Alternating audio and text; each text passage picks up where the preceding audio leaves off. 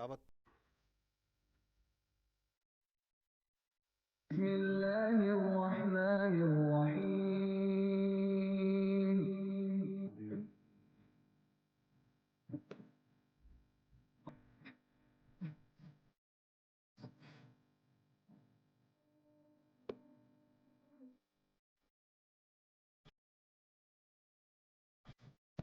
जो लोग अल्लाह की राह में ऐसे तौर पर सब बांध कर लड़ते हैं कि गोया सीसा पिलाई हुई दीवार हैं. Indeed, Allah loves those who fight in His cause in a row, as though they are a single structure joined firmly. In the name of Allah, the most gracious, the most merciful. Today we shall apprise you with the conduct and conclusion of Pakistan Armed Forces Operation Bunyan Marsoos against Indian military dastardly attacks that began on night of 6th and 7th May 2025, resulting in the loss of innocent civilian lives that included women, children and elderly. Pakistan had vowed justice and retribution for reprehensible Indian military aggression and brutal killings of our citizens. Alhamdulillah, Pakistan Armed Forces have delivered the promise made to our people. I begin by thanking Almighty Allah for His infinite blessings, mercy, help and divine support, as He has ordained the believers to retaliate whenever they are wronged. We bow our heads to Him in utmost humility to have enabled us to translate our resolve into decisive actions in the battlefield. Our hearts and sympathies are with the wards and families of the shuhada who sacrificed their lives for the beloved country, and our prayers are for the quick recovery of our injured countrymen. We extend our heartfelt gratitude to every officer, soldier, airman and sailor of the Armed Forces of Pakistan who made this success on the battlefield possible through their courage, professionalism and sacrifice. The Armed Forces of Pakistan express their profound appreciation and gratitude to the brave Pakistani nation whose moral strength, resolve and above all wholehearted support and prayers remained unwaveringly with us during these testing times, which became a force multiplier for the armed forces of Pakistan. We are specially indebted to the youth of Pakistan who became the frontline soldiers as information and cyber warriors of the country. Profound thanks are also due to you, the vibrant media of Pakistan, who also stood like Bunyan Marsoos, a steel wall against the Indian media information blitz and fuming as well as warmongering done by the Indian media. We are extremely grateful to the political leadership of all political parties without any distinction for the unified resolve in support of their armed forces for the defense of our motherland. The armed forces are specifically grateful to the inspiring leadership of the Prime Minister of Pakistan and his cabinet ministers for taking destiny-changing decisions of the country and steering it through this critical situation. Let me share now the operational details of Operation Bunyan Marsoos. Ladies and gentlemen, Pakistan's response was a textbook demonstration of integrated tri-services jointness enabled by real-time situational awareness, network-centric warfare capabilities, and seamless multi-domain operations. This synergy across air, land, sea, and cyber domains allowed for precision engagements, overwhelming lethality, and rapid tempo. All platforms operated in synergy, delivering coordinated effects at carefully selected decisive points.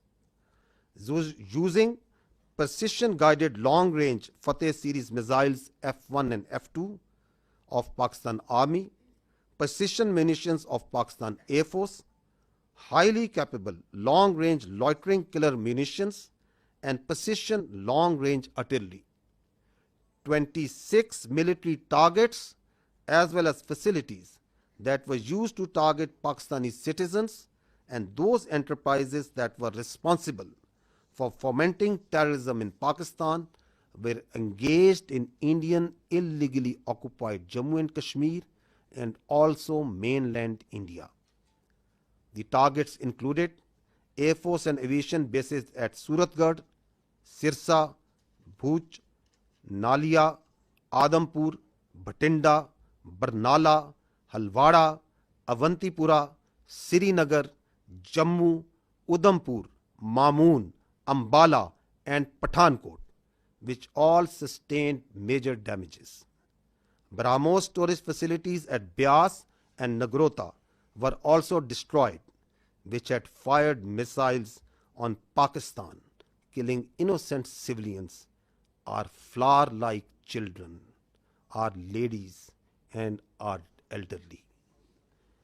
S-400 battery system at Adampur and Bhuj was also attacked by our proud Pakistan Air Force.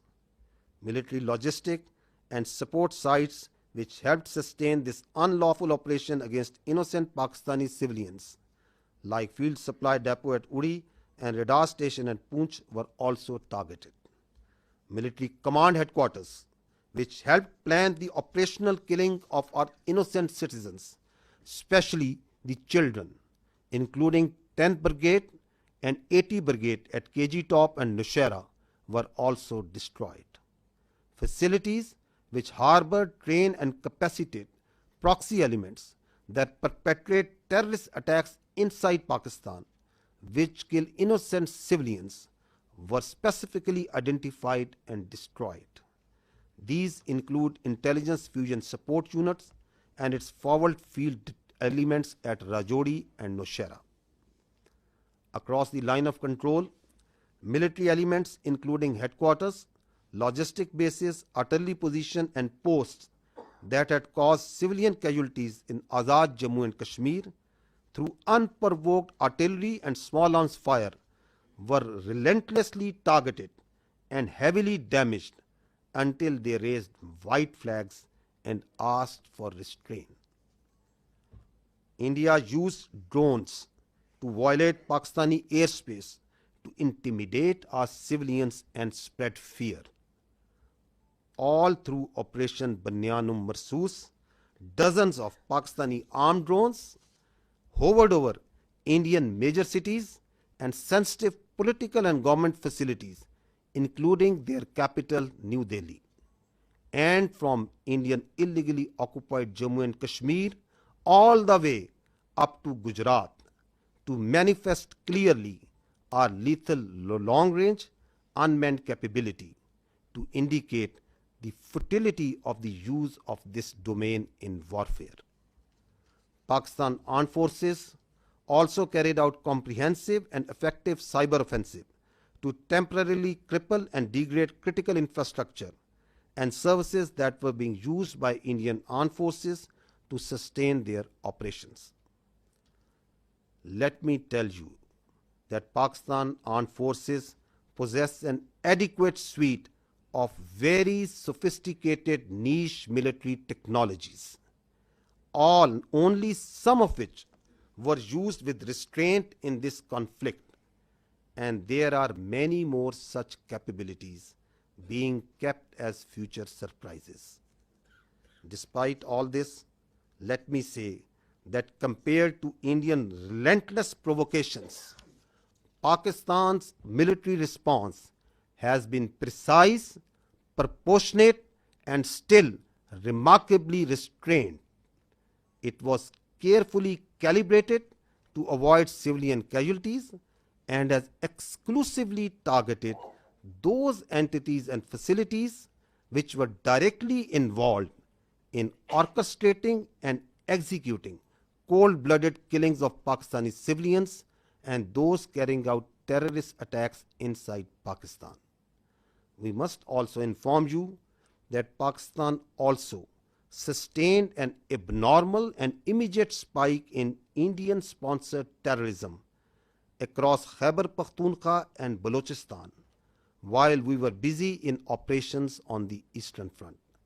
This vindicates that India is directly involved in fomenting terrorism in Pakistan, and its proxies were fully operationalized during this time to distract our attention. Pakistan armed forces are resilient, and simultaneously with the conduct of Operation Bunyan Marsoos, we carried out most effective counter-terrorism operations in the western region without any pause. Operation Bunyan Marsoos has been a great example of coming together of all elements of national power with overwhelming support of Pakistani public to effectively counter the threat to our national sovereignty and integrity and the threat to our great motherland. No one should have any doubt that whenever our sovereignty would be threatened and territorial integrity violated, the response would be comprehensive, retributive, and decisive. Pakistan Armed Forces thank and salute the Pakistani nation for its courage, resilience, and national fervor during this conflict. Let me finish with the Quranic verse from the Surah Anfal. وَيَمْكُرُونَ وَيَمْكِرُ اللَّهُ وَاللَّهُ خَيْرُ الْمَاكِرِينَ. They plan and Allah plans, and Allah is the best of planners. Pakistan Zindabad, Afaj Pakistan Paindabad.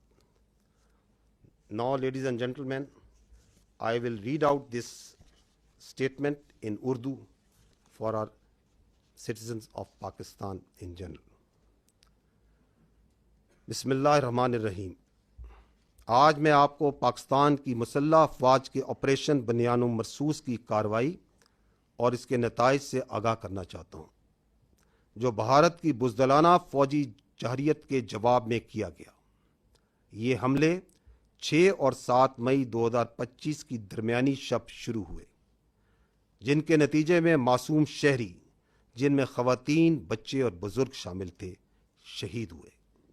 Pakistan نے بھارتی جارحیت اور ہمارے شہریوں کے بےہمانہ قتل پر انصاف اور انتقام کا وعدہ کیا تھا۔ الحمدللہ پاکستان کی مسلح افواج نے یہ وعدہ پورا کیا۔ میں سب سے پہلے رب ذوالجلال کا شکر ادا کرتا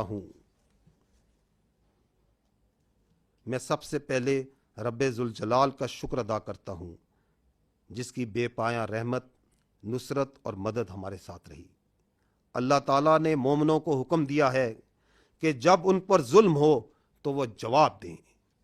ہم اللہ کے حضور سجدہ ریز ہوتے ہیں کہ اس نے ہمیں اپنی عزم کو فیصلہ کن عمل میں ڈھالنے کی توفیق عطا فرمائی۔ ہمارے دل اور دعائیں ان شہداء کے خاندانوں کے ساتھ ہیں جنہوں نے اپنی جانیں مادر وطن پر قربان کر دیں۔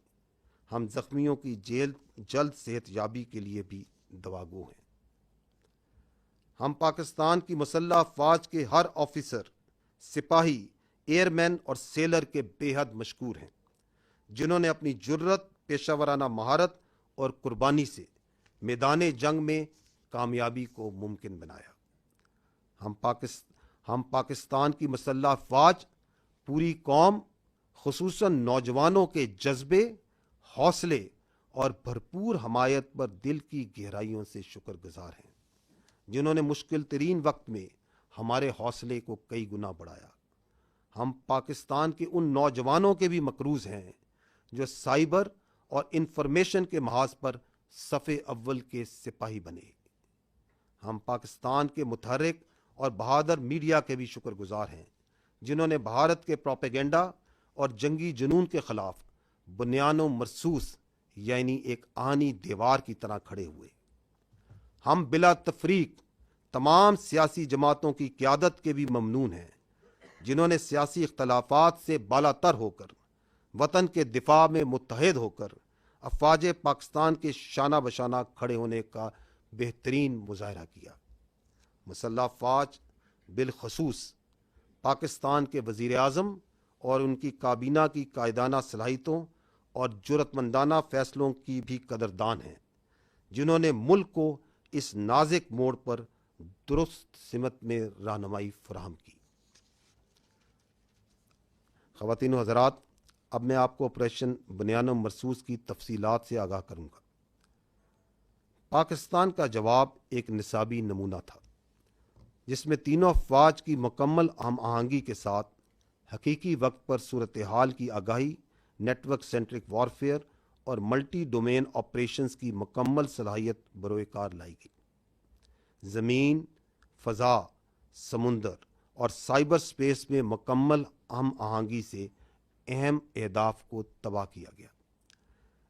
پاکستان فوج کے F1 اور F2 دور مار کرنے والے میزائل، پاک فضائیہ کے جدید پریسائز منیشن، طویل فاصلے تک مار کرنے والے لوئٹرنگ ایمونیشن اور جدید پریسائز آرٹلری کے ذریعے بھارت کے 26 اہم فوجی اہداف کو نشانہ بنایا گیا۔ وہ تنصیبات جو پاکستانی شہریوں کو نشانہ بنانے کے لیے استعمال ہوئیں، اور وہ تنصیبات جو پاکستان میں دہشت گردی کو فروغ دینے میں استعمال ہوتی ہیں، اور ان تنصیبات کو نہ صرف بھارتی غیر قانونی زیر تسلط جموں و کشمیر میں بلکہ بھارت کے اندر بھی نشانہ بنایا گیا۔ نشانہ بنانے والے فضائی اور ہوائی اڈوں میں ایئر فورس اور ایویشن بیسز سورت گڑھ، سرسا، بھج، نالیا، آدم پور، بھٹنڈا، برنالہ، ہلواڑہ، اونتی پورہ، سری نگر، جموں، ادھم پور، مامون، امبالہ اور پٹھان کوٹ شامل تھے۔ بیاس اور نگروٹا میں موجود براموس میزائل کے ذخائر جو پاکستانی شہریوں پر حملوں میں استعمال ہوئے، ان کو تباہ کیا گیا۔ S-400 ایئر ڈیفنس سسٹم کو پاک فضائیہ نے بوجھ اور آدم پور میں نشانہ بنایا۔ اڑی میں فیلڈ سپلائی ڈیپو اور پونچھ میں ریڈار سٹیشن جیسے لاجسٹک اور سپورٹ مراکز کو بھی نشانہ بنایا گیا۔ کے جی ٹاپ اور نشیرہ میں موجود 10 بریگیڈ اور 80 بریگیڈ کی کمانڈ تنصیبات کو بھی تباہ کیا گیا۔ یہ وہ تنصیبات ہیں جہاں سے بلا اشتعال فائرنگ کر کے معصوم بچوں اور عورتوں کو نشانہ بنایا گیا۔ راجوڑی اور نشیرہ میں موجود ملٹری انٹیلیجنس کی یونٹیں اور ان کے فیلڈ عناصر جو پاکستان میں دہشت گردی میں ملوث پراکسیز کو سپورٹ دیتے تھے، ان کو بھی ختم کیا گیا۔ لائن آف کنٹرول کے پار وہ تمام آرٹلری، لاجسٹک اور پوسٹیں جو آزاد جموں اینڈ کشمیر میں سویلینز پر فائرنگ کرتی تھیں، ان پر شدید اور مسلسل جوابی کارروائی کی گئی، یہاں تک کہ انہوں نے سفید جھنڈے اٹھا لیے۔ بھارت نے ڈرونز کے ذریعے پاکستانی فضا کی خلاف ورزی کی تاکہ عوام میں خوف پھیلایا جا سکے اور ان کو ہراساں کیا جا سکے۔ اس کے رد عمل میں آپریشن بنیان مرسوس کے دوران پاکستان کی مسلح ڈرونز بھارت کے بڑے شہروں انکلوڈنگ دارالحکومت نیو دہلی اور illegally occupied Jammu and Kashmir سے لے کر گجرات تک مسلسل پرواز کرتے رہے، تاکہ پاکستان کی صلاحیت کا نہ صرف اظہار کیا جا سکے اور بلکہ یہ بتایا جا سکے کہ اس ڈرونز کے ڈومین کا موجودہ وارفیئر میں کوئی فائدہ نہیں۔ پاکستانی افواج نے بھرپور سائبر حملے بھی کیے، جن کے نتیجے میں ان بھارتی اہم مواصلاتی اور انفراسٹرکچر نظام کو مفلوج کیا گیا جو کہ بھارتی افواج کے استعمال کر رہی تھی۔ یہ یاد رہے کہ پاکستانی افواج کے پاس ایسی کئی جدید جنگی صلاحیتیں موجود ہیں جن کا کچھ کا استعمال اس تنازع میں محدود سطح پر کیا گیا، اور کئی صلاحیتیں آئندہ کے لیے محفوظ رکھی گئی ہیں۔ ان سب اقدامات کے باوجود میں واضح کرنا چاہتا ہوں کہ بھارت کی مسلسل اشتعال انگیزی کے مقابلے میں پاکستان کا رد عمل نہایت درست، متوازن اور محدود نوعیت کا رہا۔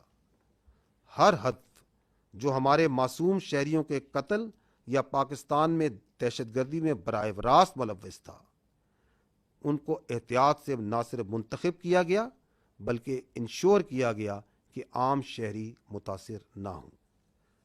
ہم یہ بھی واضح کرنا چاہتے ہیں کہ جب مشرقی سرحد پر افواج پاکستان دفاع میں مصروف تھیں تو خیبر پختونخوا اور بلوچستان میں بھارتی سرپرستی میں دہشت گردی میں غیر معمولی اضافہ ہوا، جو اس بات کا دوبارہ ایک ناقابل تردید ثبوت ہے کہ بھارت پاکستان میں دہشت گردی کو اپنی پراکسیز کے ذریعے فروغ دے رہا ہے۔ تاہم افواج پاکستان نے مغربی محاذ پر بھی انسداد دہشت گردی آپریشنز کو بغیر کسی وقفے کے کامیابی سے جاری رکھا۔ خواتین و حضرات، آپریشن بنیان مرسوس ایک ایسی شاندار مثال ہے جہاں قوم کی تمام طاقتیں متحد ہوئیں اور متحد ہو کر مادر وطن کے تحفظ کے لیے کھڑی ہو گئیں۔ کسی کو بھی کوئی شک نہیں ہونا چاہیے کہ جب کبھی ہماری خود مختاری یا سرحدوں کی خلاف ورزی کی گئی، ہمارا رد عمل جامع، جوابی اور فیصلہ کن ہوگا۔ افواج پاکستان پاکستانی قوم کو اس کے حوصلے، عزم اور حب الوطنی پر سلام پیش کرتی ہیں۔ اور آخر میں سورہ انفال کی ان آیات پر ختم کرنا چاہوں گا، وَيَمْكُرُونَ وَيَمْكُرُ اللَّهُ وَاللَّهُ خَيْرُ الْمَاكِرِينَ۔ وہ تو اپنی تدبیریں کر رہے تھے اور اللہ اپنی تدبیر کر رہا تھا، اور وہ سب سے مستحکم تدبیر کرنے والا ہے۔ پاکستان زندہ باد، افواج پاکستان پائندہ باد۔ اب میں آپ کو اس آپریشن کی مزید جزیات سے آگاہ کرنے کے لیے آپ کی توجہ اسکرین کی جانب مقبول کرانا چاہوں گا۔ کم من فیۃ قلیلۃ غلبت فیۃ کثیرۃ باذن اللہ. And the translation reads, how many times it happened that a smaller force vanquished a bigger force by the will of Allah. History has proven that the complete nation and its armed forces have always stood together with all their might against any act of aggression.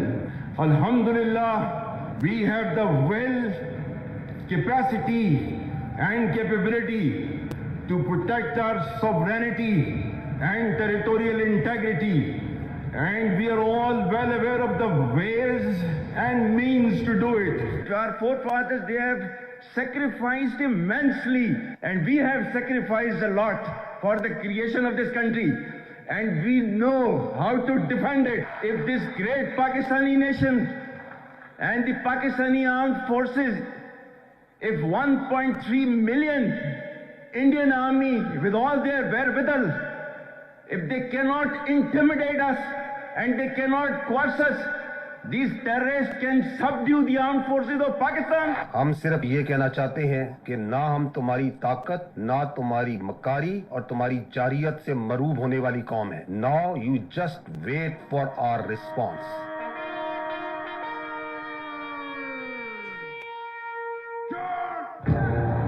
Bismillah ar-Rahman.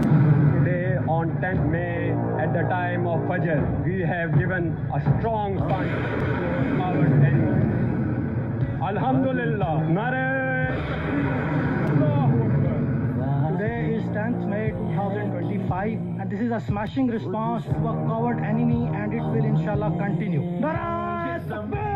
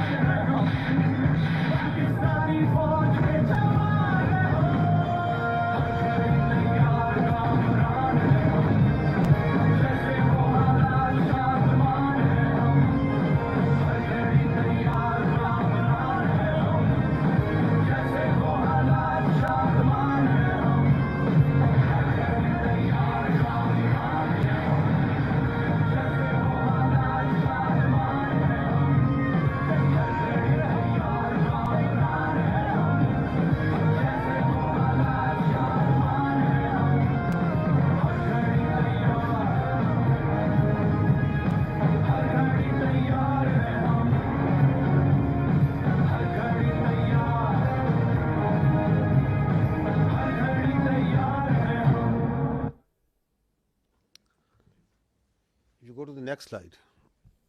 If you remember, the armed forces of Pakistan promised you three things. We told you that we will give a befitting response to Indian aggression. We told you and we told the nation that, however, this response will be at the time, place, and method of our own choosing. And we also told the nation that when we will hit the Indians, the entire world will come to know. And we also told that you will not require the Indian media to report to you the phantom strikes that they said that Pakistan is taking place. Didn't we tell you all these three things? We told you. And we also told you that as these armed forces say, we ardently love to embrace shahadat far more than you fear death. So gentlemen, this is how it culminated. Now I will show you another clip which will tell you the story. Pakistan says the country has launched a retaliatory military operation against India. Operation Bunyan Marsoos, which translates to a firm wall of lead, is targeting military facilities in India. We have seen this pattern of strikes in the morning, then retaliatory strikes at night. It is hard to imagine from this moment where I stand that New Delhi won't want to respond. Pakistan's army said an eye for an eye. It's claimed that the counter-offensive is ongoing and that it's targeting air bases in India from which missiles had been launched. Just after morning fresh, there were series of loud explosions were heard across Jammu and Kashmir, including Uri, Nagrota, Jammu, Udhampur, as well as the major cities of Srinagar and Jammu. Pakistan decided to launch a massive retaliation that included fixed-wing aircraft as well as drones and also cyber attacks. They hit 8 air bases inside of India and Indian-controlled Kashmir. Important distinction, these are India proper as well as in Indian-controlled Kashmir. And those air bases, one of them they say that they've hit a sophisticated air defense system, and another one that they say that they've taken out a missile storage tank. Pakistan's military says the strikes are in retaliation for what it calls Indian aggression. Islamabad claims it has hit multiple military targets near the line of control. Pakistan responded with a relentless, a massive barrage of missiles and rockets, they say, Pakistan says, into Indian military facilities, bases inside India, air bases, weapons storage, and along that disputed line of control in Kashmir against military bases there. They say that this, from the Pakistan perspective, their communications, how they were communicating with Secretary Rubio, that really put India on the back foot. It didn't know what had happened. India, according to Pakistan, reached out to Secretary Rubio, reached out to the Saudis, reached out to the Turks, reached out to others to find a diplomatic off-ramp, got engaged after that onslaught in diplomacy, but telling the mediators that they were going to go on a pause on the Indian side. घबराहट एक तो लोगों की नजर आ रही है क्योंकि तमाम एयरबेस ध्वस्त होते हुए नजर आ रहे हैं, आग के गोले में बदले हुए नजर आ रहे हैं. सबसे ज्यादा जो चर्चा है वो ये कि जब आप अपनी एयरबेस को नहीं बचा सकते तो जनता को क्या बचाएंगे. बड़ी खबर निकल के सामने आ रही है. पठानकोट एयरबेस ते हमला होया है. जी दादी के पठानकोट एयरबेस ते हमला होया. दूसरे पासे जम्मू एयरबेस ते हमला होया. ये पाकिस्तान की साइड से है, देखिएगा. अब हमें आवाज़ से ही पता लग जाता है. जो सीटी बजाता हुआ तेजी से आता है और हमारे करीब जोरदार आवाज़ के साथ फटता है, वो पाकिस्तान की तरफ से फेंका गया, पुंछ पर फेंका गया. देखिए उन्होंने जो किया है, पठानकोट, पठान हमारा आगे जिसको हम कहें एडवांस एयरबेस है, बहुत है. उन्होंने उधमपुर में किया है, ये किया है श्रीनगर के पास में किया है, अवंतीपुर में. सिरसा को आपने बताया एयरबेस है वहां पर, उसको उसने टारगेट किया है और तो वो ड्रोन्स के साथ साथ अपनी बड़ी मिसाइल भी दाग रहा था. पूरी तरह से धमाकों की जो आवाजें हैं वो राजौरी, पुंछ के साथ साथ जम्मू के अलग अलग इलाकों में यहाँ पर सुनाई दे रही हैं. पाकिस्तान बिल्कुल आखिर में ये इस्तेमाल करेगा और पाकिस्तान को शुरू में ही इस्तेमाल कर रहा है। वह और भी बहुत सारे मिसाइलों का जखीरा है और इससे भी ज्यादा कारगर मिसाइल है। The attacks that have been coming in from the Pakistani forces, we saw how they lit up the entire border area all the way from the north in Kupwara, in Uri, where the ceasefire violations were taking place. Then we saw the drone strikes which were taking place in the Jammu area, all the way down to Bhuj. There were several attacks coming in from the Pakistan side, several drone strikes which were coming in from the Pakistan side. So again remember and see that didn't the whole world hear and report? Because that's what we promised. Your armed forces promised and delivered that. Now I would like to draw your attention to the next clip, that how the Indian Ministry of Defense itself reported this. Pakistan military continued with its provocations, carrying out aggressive actions employing multiple threat vectors all along the western border. Pakistan employed UCAV, drones, long-range weapons, loitering munitions and fighter aircrafts to target military infrastructure. Pakistan military also resorted to air intrusions using drones and firing of heavy caliber weapons along the line of control. Air intrusion and several harassment attacks were also attempted from Srinagar till Nalia at more than 26 locations. Damage was sustained to equipment and personnel at Indian Air Force stations at Udhampur, Pathankot, Adhampur and Bhuj. There were also several high-speed missile attacks noticed with heavy damages to other military stations in Kupwara, Baramulla, Poonch, Rajouri and Aknoor sectors continued. Indian Armed Forces reiterate their commitment to non-escalation, provided it is reciprocated by the Pakistan military. भारतीय सशस्त्र बल दोहराते हैं कि वे तनाव वृद्धि नहीं चाहते, बशर्ते पाकिस्तान भी ऐसा ही व्यवहार करे. So did you find even there from the Indian statements that did Pakistan attack anything other than military targets? No. Did any international media, even Indian media, what are they reporting? Precise targeting of the military installations, posts. We told you that we don't target civilians. Our religion does not allow us. Our culture does not allow us. Our professionalism of these armed forces doesn't allow us. That we will never target civilians. So they are even acknowledging that. And they are also saying that once they received the message, once they got the message, then who asked for non-escalation? Who requested that they want non-escalation, that the things should go down? So it's for all to see.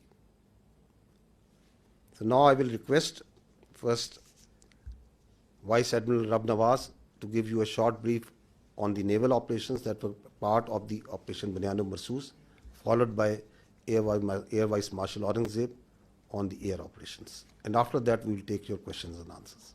Thank you. Thank you, sir. Ladies and gentlemen, I'll very briefly talk about the role of Pakistan Navy in the defense of Pakistan during this particular crisis.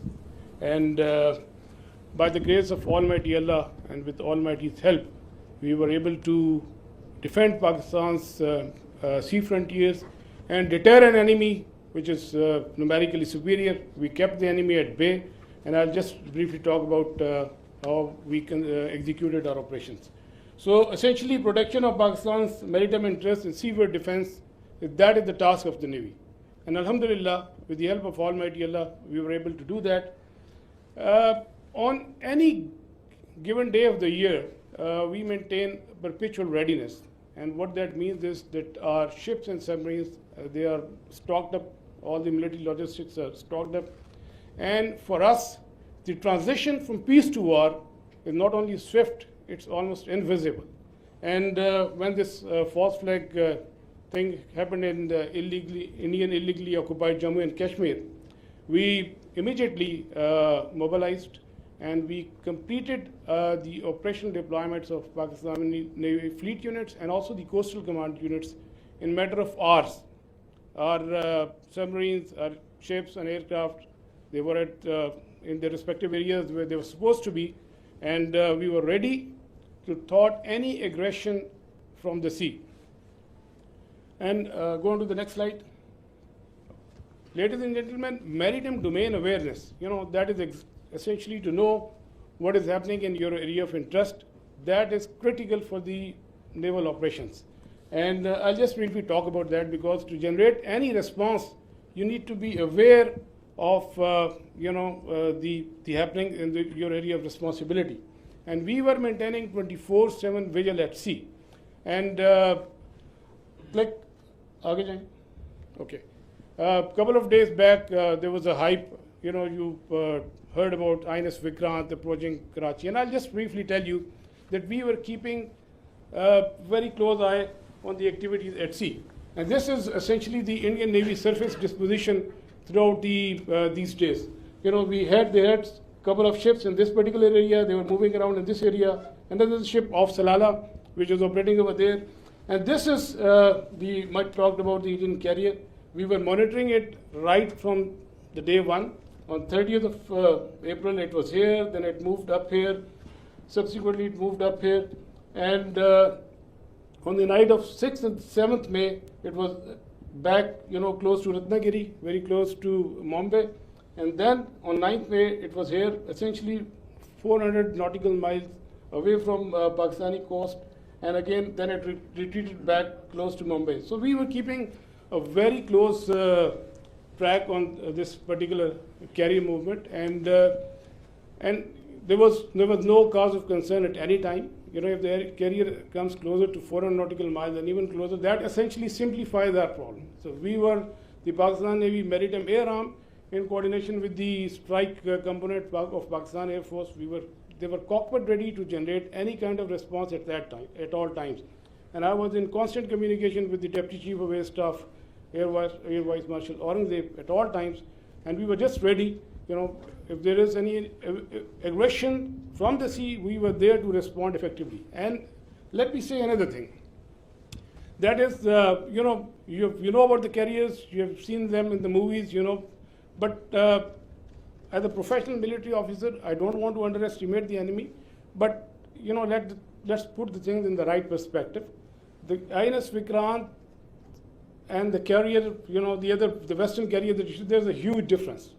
This is an aircraft carrier which essentially sailed with 8 to 12 MiG-29s, which was barely essential to carry out its own air defense. The purpose of the carrier is power projection and to ensure air superiority in a given sea area. So with this, less said the better. This is simply not possible, and the Indian Navy exactly knew this, and that is precisely why on the 9th of 6th and 7th, when they carried out this cowardly attack on the civilians, they moved this carrier to the safety of their own coast, well away from Pakistan's strike capability, close to this Ratnagiri area. And again, on the night of 9th and 10th, it was moved very close to the Mumbai. It was essentially 17 to 20 nautical miles off Mumbai. But we were keeping a track. We were fully aware of their movements in this area, and we were always ready to generate a response in coordination with the Air Force, especially in case of the aircraft carrier. Subsurface elements, the offensive element, they were offensively deployed. They were in their respective areas and ready to generate a response. And also, you might have seen this footage. We were not only in the surface domain, but we were essentially effectively monitoring their air surveillance things. And because of the operational security reason, I'll not talk much about how we did that, but we were keeping an eye on this particular activity as well. And likewise, in the subsurface domain, our anti-submarine warfare vigilance was all-time high. We were monitoring the movement of their submarines when they left their shores, and we exactly, had an idea where they would be, and we had our ASW surveillance and suppression effectively going on at all times. Likewise, another component of Pakistan Navy's responsibility is the defense of the Creek area. We had our Coastal Command units deployed over there in close coordination with Headquarter 5 Corps elements, Pakistan Army elements, and they were poised to defend this particular area in case of any aggression from the south. Another important component is the protection of ports and harbors. You have just heard the DG ISPR talked about the sub-conventional threat that we witnessed. There was a surge in another part of the country, and we were, there were real-time apprehension that there may be a surge. So we ensured the protection of all ports and harbors of Pakistan, and Coastal Command elements, they effectively played a very, very important role in this. And just to mention that on the night of 6 and 7, when they carried out the attack on Pakistan, we were fully ready to respond to any aggression from the sea. We were just ready, and but the enemy chose not to come over. It was essentially not a matter of choice. I would say it was a matter of compulsion, because enemy fully understood the cost it would have incurred had it ventured from the sea. And likewise, वापस जाइएगा, go back please, go back. And a few words about the missile threat that you have talked about. You must have heard the enemy missile attack. We were keeping a very close eye on enemy deployment in this area, from where they can potentially launch a missile threat towards Karachi. We were fully aware, and we had our response ready to in that eventuality. And go on to the next slide, please. Ladies and gentlemen, all operations, whatever we do in the military domain, they are to create certain effects. We look for the effects, and the effect that we created, we were able to resolutely, with our posture, we were able to deter the Indian Navy despite its numerical superiority. Number of times have more assets and more forces, and with an annual budget of like $13 billion. So Pakistan Navy, with its potential, with its posture, with its capability, was effectively able to deter the Indian Navy from doing any venture from the sea, alhamdulillah. And that is very, very important. That is essentially the job of the Navy, to ensure that the free flow of trade continues. That's the backbone of the economy. Our 95% of trade is through the sea. Alhamdulillah, we were able to ensure that the shipping continues, the free flow of trade was ensured, and we were able, all our ports and harbors, they remained open. And you can Google yourself. So what was the case on the other side? You can Google about Kanda and Mundra, and there were some disruptions, but that you can check for yourself. But alhamdulillah, we were able to effectively ensure this. Next. We had a wonderful inter-services synergy, very effective communication, and like I said, I was in constant touch with the DGMO and the Deputy Chief of Air Staff Operations. At all times, we fully coordinated our operations, and alhamdulillah, and I think that's really successful for execution of maritime operations. Aage chale. Alhamdulillah, we came up to the national expectations. We ensured defense of Pakistan's maritime frontiers, and we were able to deter the enemy from any adventurism from the sea. And ladies and gentlemen, let me tell you that we remain ever ready to thwart any aggression from the sea at all times. So we will keep our guard. We always keep our guard, and inshallah we will keep our guard in days to come. And last but not the least, I'll end my presentation that the next time when you think of Pakistan Navy and the silent guy, please remember that with the help of Almighty Allah, our actions will always speak louder than words. Thank you very much, and I request AVM Aurangzeb. So the Indians didn't choose to come on the sea. Now you understand why. Auzubillahiminash-shaytanir-rajim. Bismillahir-rahmanir-rahim. Wa ta'izzu man tasha'u wa tazillu man tasha'u biyadikal khair wa huwa ala kulli shay'in qadir. On behalf of Pakistan Air Force, Chief of the Air Staff, Pakistan Air Force, I stand here with you all with deep-rooted humility and gratitude. I am so thankful for Allah helped us in achieving whatever we desired, even whatever we deserved, more than what we deserved. For being able to be up to the task for PF, as they say, second to none. Ladies and gentlemen, as the DG ISPR mentioned, I am Deputy Chief of Air Staff Operations. I'll pick up from where I left day before yesterday. PF versus IF, 6-0. The PF's response has strengthened Pakistan's national security, alhamdulillah. And it has even strengthened our commitment, the enduring commitment the PF has for stability and peace. But I have no doubt, and I can say with assurances, that the real genius and the mastermind, the cerebrum behind the design and the aim and the structure, the game plan of PF was the Chief of the Air Staff, Air Chief Marshal Zahir Ahmed Babad Sidhu. He asked us to do 3 things in our response: re-establish deterrence, neutralize key threats, retain control of air. And I will show you in my presentation how we try to do that. Slide. During the befitting response that we generated in our first episode, we attrited the IF's pride, the Rafales, resulting in this entire fleet almost coming to a standstill, a ground position. You could see that they were not flying after that, at least not close to their western border.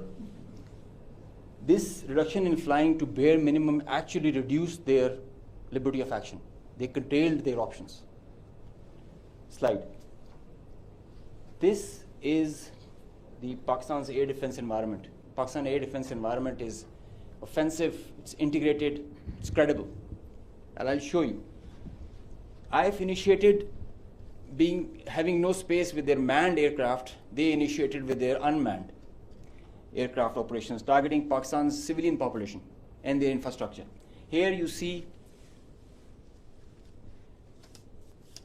all these spots all across the swath of drones and UAVs who are coming inside our territory, which is being picked up by all our radars from the moment they were entering, even before that. Slide. Now, PF's air defense environment is suitably configured to detect enemies' low RCS radio radar cross-section, high and slow speed platforms. That you can see that they are all visible by the time they are entering. Slide. So the anti-drone systems of Pakistan Air Force and Pakistan Army also, and Navy, they rendered the enemy US drones attacks ineffective by spoofing, jamming, and making their systems, rendering them unserviceable. Slide. All drones with low cross-section also were detected, rendered useless through utilization of the indigenous GPS jamming systems that we have, the data and the SATCOM link denial that we created through our indigenous systems that we have made ourselves. So whenever those systems were attacked with the soft kill, they had their error induced into the GPSs and they were going haywire. And whenever they were coming to closer to any civil population or civil area of high value, a direct or a hot kill was achieved on them. Slide. So here you can see they were neutralized mid-air with the hard kill whenever they were coming close to any population or any area. Being in a sparsely populated area, they were left all around and they were applied with the soft kill. Slide. Now, after that, when the US chapter was over and they were fearing PF's retribution, in utter desperation, the IF resorted to a highly escalatory, very irresponsible surface-to-surface and long-range vector application. You can see this is Suratgarh and this is our base Rafiki. This is our eastern border, and you can see BrahMos, high-speed BrahMos, traveling almost at 3,000 kilometers per hour, who are going over there and coming, numerous, one after another. And now they were being attacked with PF's soft kill. We were inducing the errors into them, into the GPSs, which increased their CEP. The probability of missing the target increases. And hard kill was also achieved. Here you see one of the US has gone, if by the end of the slide you see one of the US has overshot the target and gone ahead. And this is the radar picture. You can see that they are going, this BrahMos will miss the target and will go ahead and fall in some no man's land. And they are being, one after another, they are coming back, crossing the borders. They are being picked, they are being picked as soon as they are being launched. So real-time launch, mid-flight and terminal phase of all SSM, PF has the capability. Our air defense system, as I just mentioned, is very offensive, integrated, and incredible. So here you see that they are being launched from Bhuj area. This is the southern part of the country. And this is our airfield Bhulari. You must have mentioned, you have seen there were a lot of mention from our counterparts. Here you see this BrahMos is coming. It's almost reaching the target, and you'll see when we will apply the soft kill, look what happened to it. It moved left and then disappeared towards the ground. I mean, this is the radar evidence that we have that so many of their vectors missed the targets. A lot of them did make because they were throwing like hundreds of them. Next slide. There's one more very interesting thing that I would like you to all see. This is where it is launched from our eastern side towards Jaisalmer. This is our airfield Shahbaz, Jacobabad. Now this BrahMos is crossing on top of Shahbaz, and it is going towards our western border, almost to our neighboring country, towards that. And you can see this is going there, it's going ballistic. Now they are not even threatening their neighbor, they are threatening the regional stability of the whole continent and the larger area. So effective sensor to shooter grid that was made by PAF and the potent hardened soft kill capability that led to the missed target opportunities for lots of their surface to surface and long range vectors. Slide. Now this is another thing that I want you to all to see. This is a launch of a high speed projectile that has been launched from their area surrounding Adampur. Now these are the vectors where our radars are picking them, and it is disappearing short of Amritsar area within their own territory. I mean, this is the most absurd kind of a targeting psychology or practice that you would see, that you are not only targeting neighboring countries to your enemy, if they consider it, and your own people as well, jeopardizing their safety. I mean, this is the high-speed project impacting within own territory, and we have other pictures for that also. This is the repeat occurrence that happened the other night also. Slide. Now the PF's response, I would like you all to pay attention to that, because this is kind of a dizzy slide, but I will go one by one so that it's all clear. PF's response, PF's effective spectrum warfare, which supplemented the kinetic ops that we envisaged to take. The integrated, seamless, synchronous utilization of EW, cyber, and space domains, coupled with the synergetic all-domain offensive response, which orchestrated following a very intricate targeting mech, the mechanism that we undertook to engage the targets, of swift, calibrated, effect-based approach to operations, which was undertaken across complete swath of the Indian Western Front.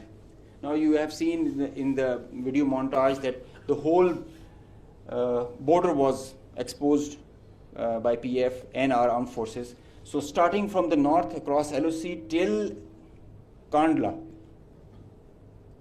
with targets including airfields, ammo dumps, as far and as deep as Delhi.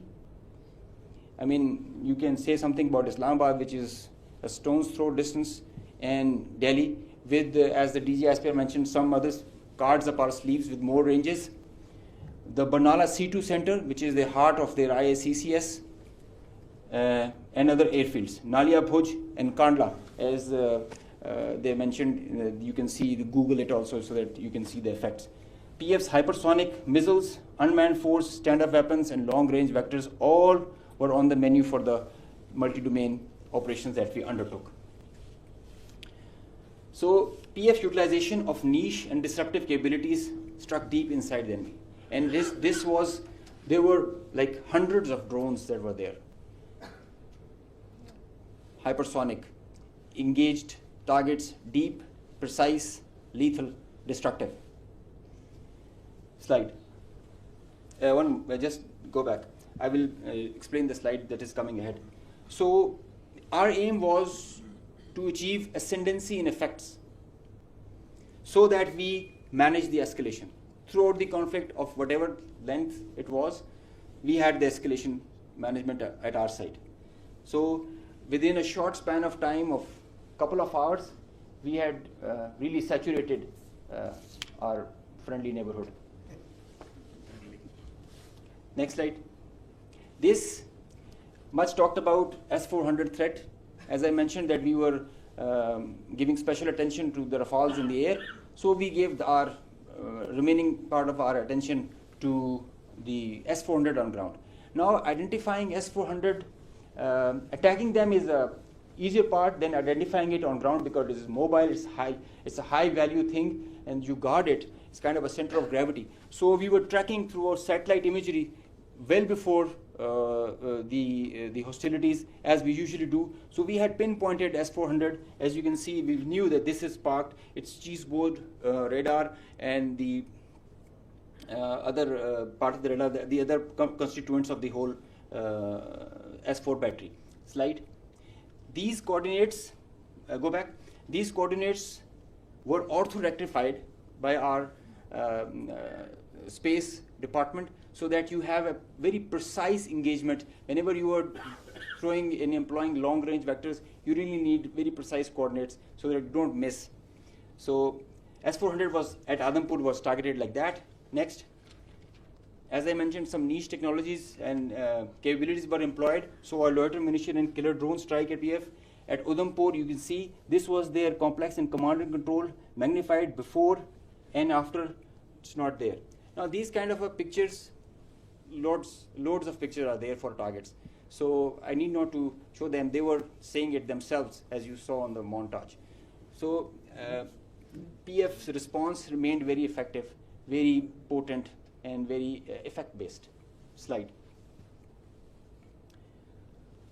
Time and place of own choosing, displaying bold, aggressive, and unwavering resolve of military leadership. Now I must take a moment to mention what kind of a pressure you have when this kind of a conflict arises, and I must appreciate the leadership, both the Chief of the Army Staff and Chief of the Air Staff, both. They were both very resolute and very clear in giving instructions to all of us who are the players towards the Navy, Army, and the Air Force. And that is perhaps the reason we were so sure about it, what we have to do. In speed and direction, sometimes you have to prioritize direction more than the speed. So we had the correct directions to follow. Slide. With unprecedented reach, precision, lethality, while avoiding collateral, as we have seen in the video montage. PF hit maximum number of IF airfields in a single operational package since 1971, because they crossed the international border since that, so we had to do that. Slide. While re-establishing deterrence, Pakistan negated the setting of a new normal under the hegemonistic design of a supremacist regime through swift and effective response. Slide. On a closing note, from Pakistan Air Force, PF remains committed to ensure Pakistan's airspace sovereignty and pursue peace with strength. Thank you. So, ladies and gentlemen, after these presentations, you can understand that Army, Air Force, and Navy, the tri-service synergy that was exhibited, and all the three services acted jointly like one body. And just a mention on the air bases that were targeted by the Indians. We have the post-damage assessment report from all. There has been certain infrastructural damage. Of course, there has been. Only one aircraft has minor damage, which will be repaired and soon operational again. So, because the air defense system of Pakistan worked efficiently and very effectively. A few examples of that have been given to you by the AVM Aurangzeb. The drones that came in, 84 was shot and they never went back. And we also promise you that they can send anything. Whatever they will send, it will not go back. So that's a promise also that we kept. So now we can start with the question and answer. And before that, we again first bow our heads in humility to Almighty Allah for giving us this great success, and the people of Pakistan for the support that was with the armed forces. And the armed forces and the people of Pakistan were one body again. They worked together for thwarting this threat against this motherland. So we can have the first question.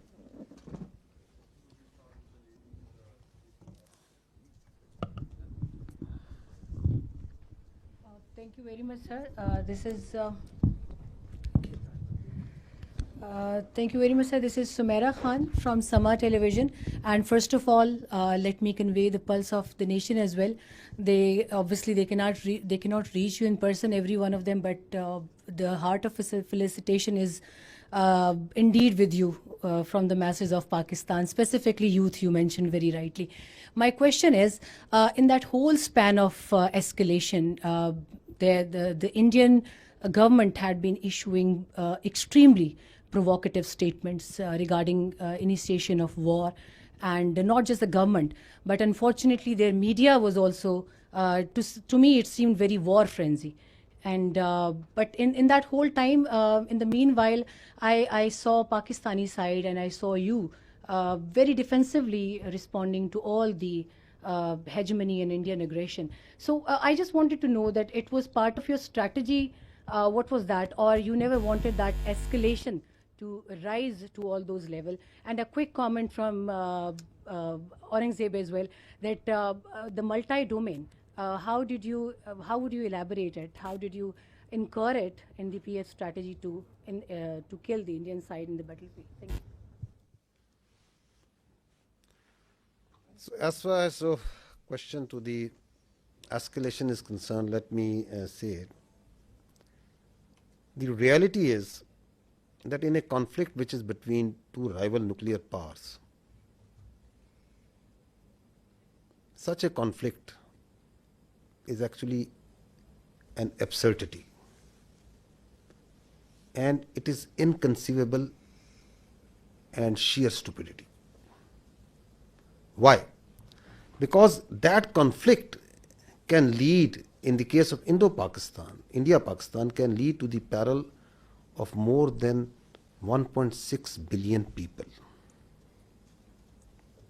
So, in reality, there is no space for war between India and Pakistan. And if anyone wants to carve out this space for war, he is actually carving out space for mutual annihilation. So that is why you saw that in this conflict, Pakistan acted in a very mature manner. And through conventional forces, we maintained escalation control. Through conventional forces, we gave them a two-notch up response, while also ensuring that these forces, the Pakistan Army and the other forces that were employed on the Western Front, on the counter-terrorism operations, no pull is also exerted on them. Thank you.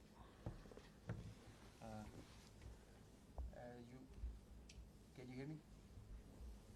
Okay, you just asked regarding the multi-domain operations.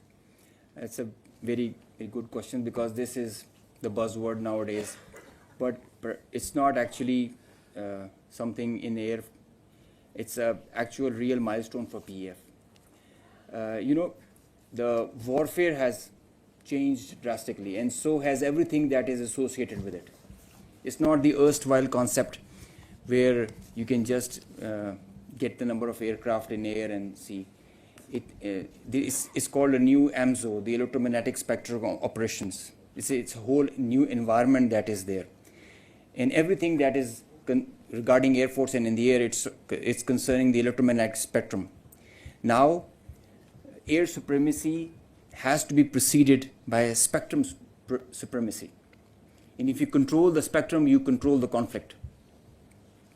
So Pakistan Air Force, and especially this is a thing that is pursued so vigorously by Chief of the Air Staff, that we have to have that spectrum warfare capability. And you saw how we manifested it. It is a combination of EW, space, cyber, air, land, and sea, command, control, communication, infrastructure, information. All these things, they are in the vital spectrum of electromagnetic operations. And that is how you create an environment. You create a EW web that you manifest in the whole operations.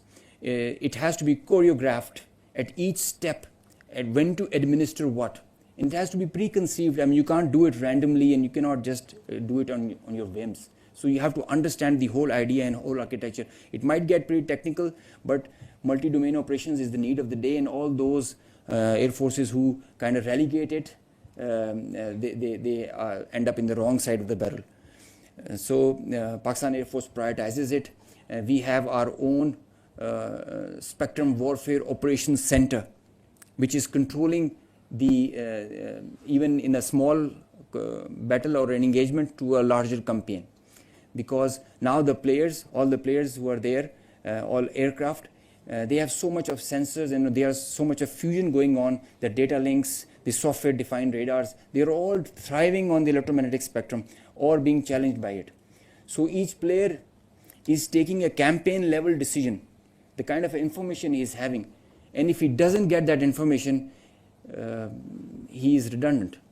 So electromagnetic warfare is the need of the hour, and multi-domain operations is what carries you, propels you to perform and achieve the mission success with mission survivability, denying the same to the enemy. Thank you. My name is Kiran. I'm from the Khorasan Diary.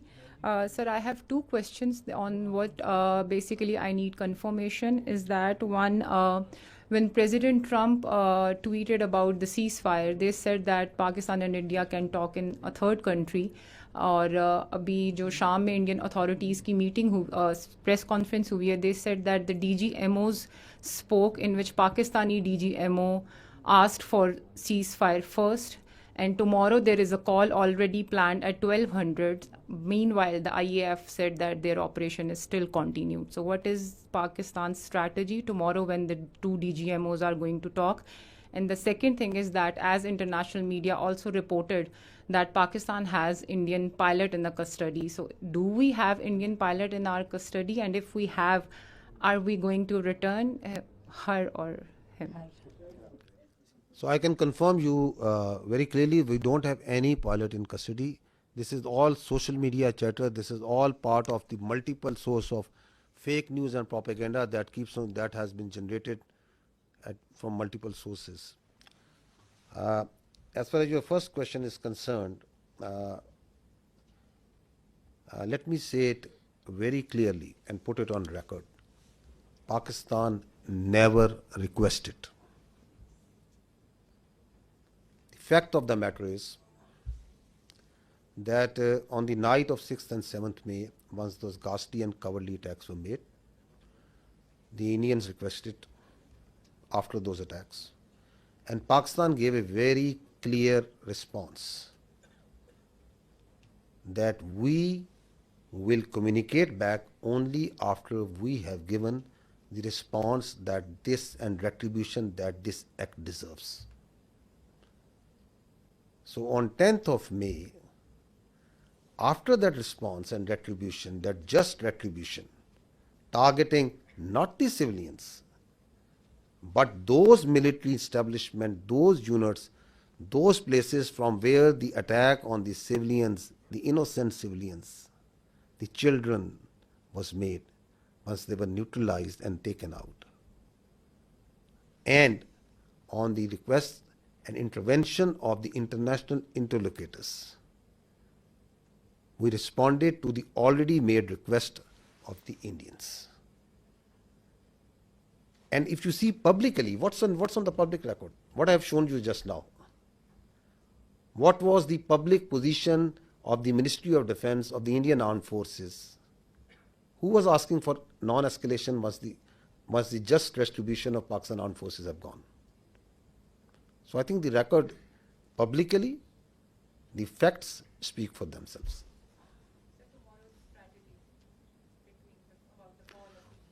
You want me to make public that what strategy are we going to adopt?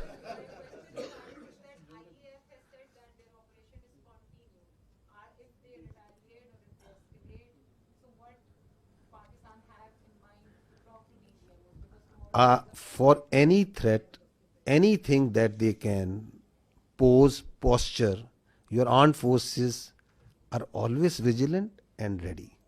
We have proved it on ground multiple times. We can prove it. So, and we don't respond. And we are not here for a response that what they said. And so it's not that what they said that I have to say.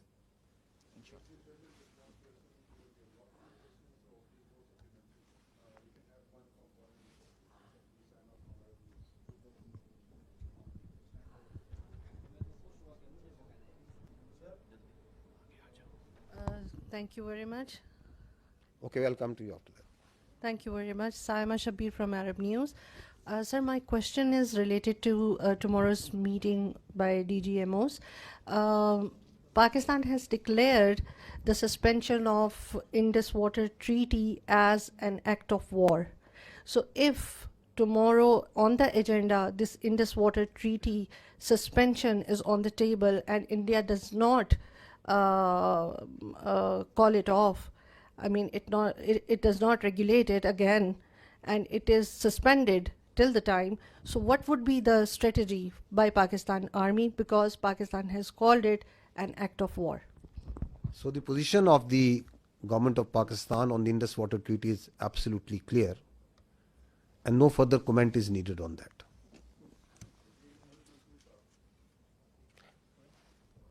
Our Turkish friend over here is raising his hands again and again. Skardu, okay. I thought you are from the Andolo news agency.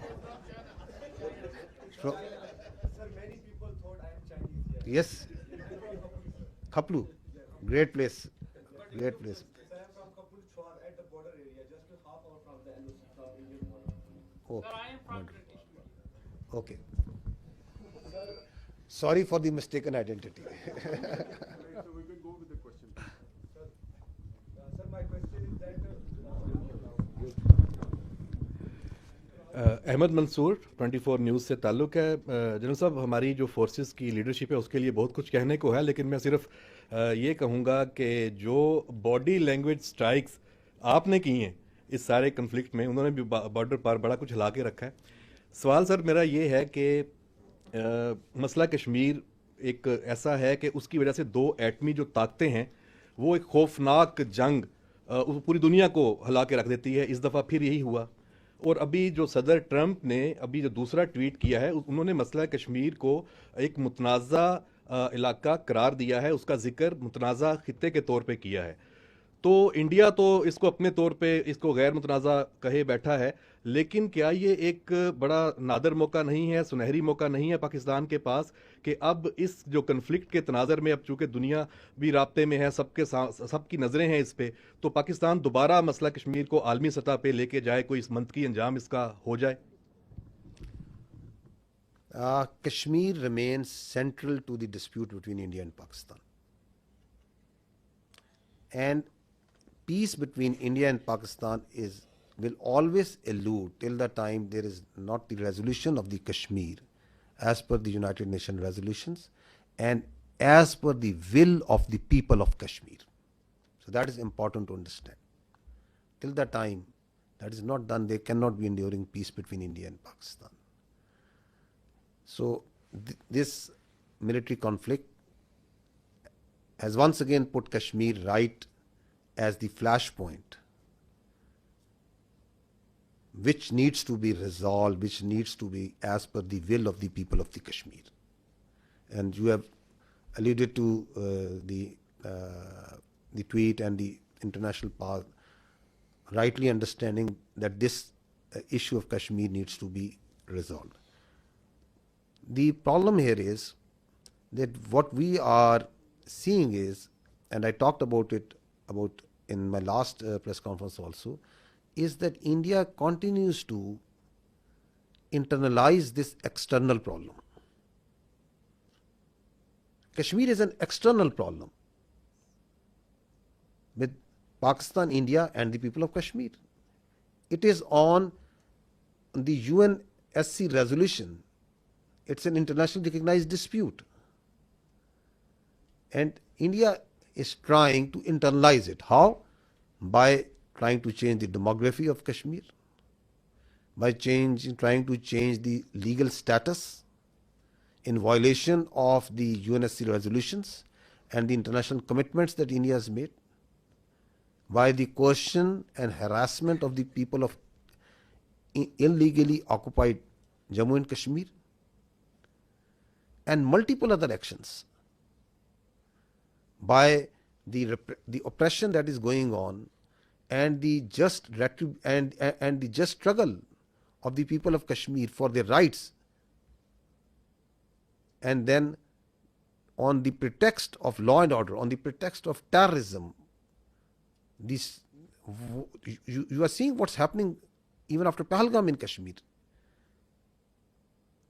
Houses of the people are being bulldozed, blasted. People are being taken into custody, and not in dozens but in hundreds, in thousands. You have got so much security forces, so many intelligence people, so much state power put in that very small place.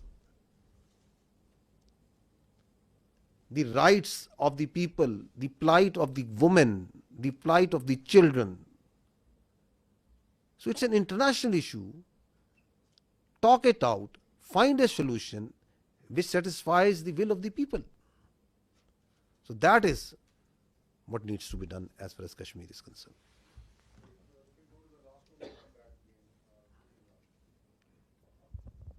Sir Mohammad Imran Suno news से। Sir मेरा question ये है कि क्या international guarantees दी गई हैं कि जो सीज फायर है वो कोई लंबे अरसे के लिए सस्टेन कर सकेगा? You see, being the spokesperson of the armed forces of Pakistan, I can state with 200% certainty that the Pakistan armed forces are holding the line of control ceasefire. No violation is being made by Pakistan Army or the armed forces. Because we are a professional army and we strongly abide by the commitments that we make, and we follow in letter and spirit the orders of the political government. That's what the professional army does. Now, if you see in reality what's happening in Pakistan, Pakistan is celebrating peace. You go to the streets and towns of Pakistan, the Pakistanis are celebrating peace. Does it make any sense for Pakistan to start violating the commitment that we made? It doesn't make any sense. Because we are a peace-loving nation. Peace within and without. However, if there is any aggression, we will respond, and we respond then.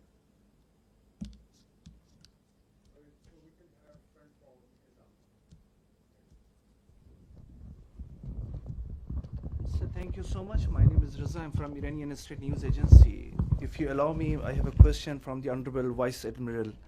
Thank you. So we have seen the activities of the Navy before the escalation and the readiness.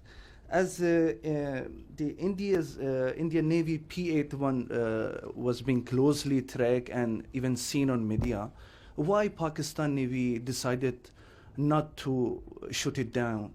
And you refer to the limitation facing by the Indian aircraft carrier.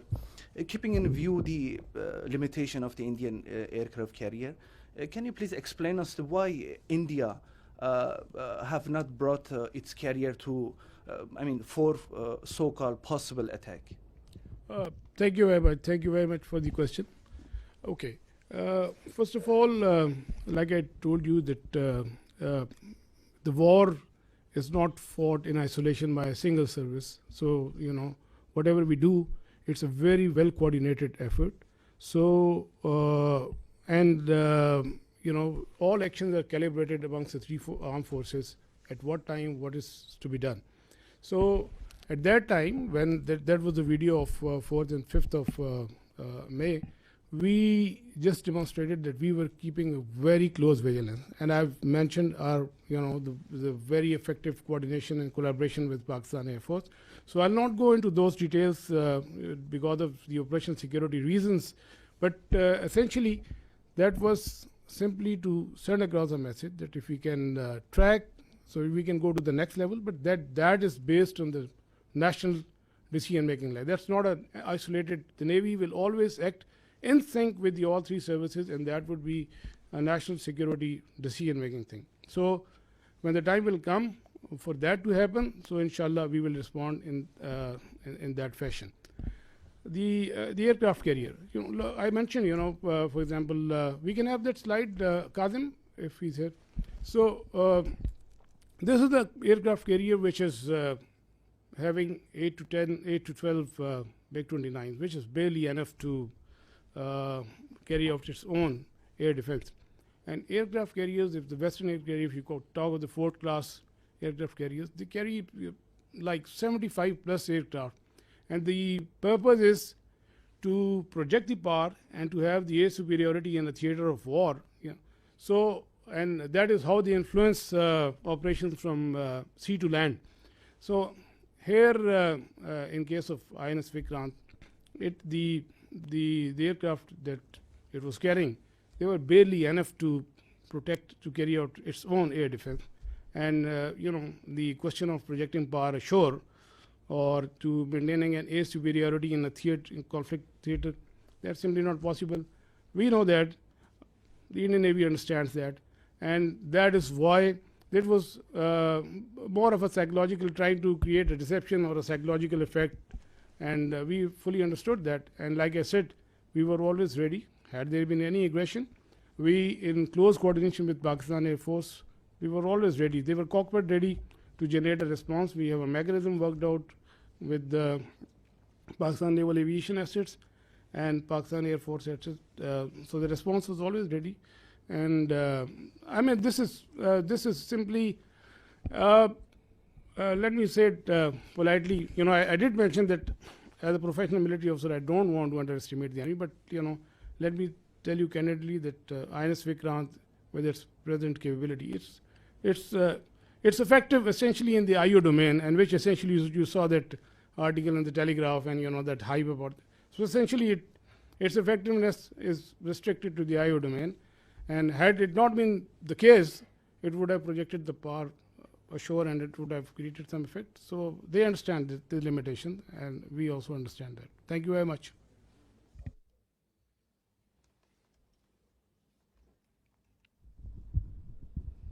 जना साहब जी, खालिद महमूद जी, express TV से।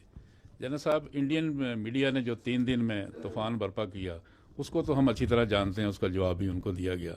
आज जो उनकी spokes person थे, military spokes person, उनकी आज press conference हुई, उसमें उन्होंने बताया कि बहावलपुर में जो उन्होंने टारगेट किया था, उसमें रऊफ़ नामी शख्स को उन्होंने टारगेट किया था और उसको वो बहुत हाई वैल्यू टारगेट अचीवमेंट उसको शो कर रहे हैं। आप बताइएगा कि क्या ऐसा कोई वाक़या वहाँ पे हुआ और इसकी हकीकत क्या है? I think this question was discussed day before, once we had the last press conference. And because this was discussed in this point was made by this, so we have pulled out the same video clip. So I'll just see that first, so that you can see what the fact of the matter is. If you can, if we can run that clip, because the reality is for everyone to clear, is obviously for everyone to see. So you see, yes, this one. If you just stop here. So this is the Indian High Commissioner in UK who is showing on international media picture of a person leading the prayers. You can see that. Now he is saying that this man is brother of an alleged person who is in incarceration, and that this man is the brother of that terrorist, the alleged terrorist that they say. Now run this. If you can run this clip. This person here is a sanctioned terrorist under the American sanctions regime. His name is Hafiz Abdur Rauf. So he's saying, stop here. So he's saying he is Hafiz Abdur Rauf, who is a sanctioned terrorist, and this terrorist is leading this prayer. So he is a High Commissioner of the Indian government. No, go ahead. That you're mentioning. Look who's behind it.